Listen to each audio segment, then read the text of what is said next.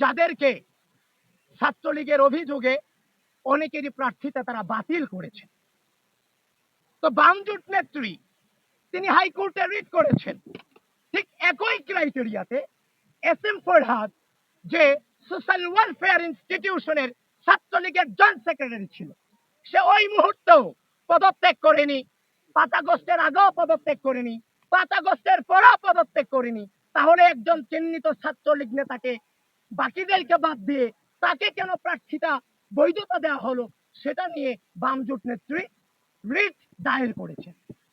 সে যে রিট দায়ের করেছেন তার গ্রাউন্ডে রেখে হাইকোর্ট নির্বাচনকে নাকি স্থগিত করেছেন। আমরা বিশ্ববিদ্যালয় প্রশাসন এবং নির্বাচন কমিশনকে বলছি, আপনারা তামাশা করেন ঢাকা বিশ্ববিদ্যালয়ের স্টুডেন্টদের সাথে।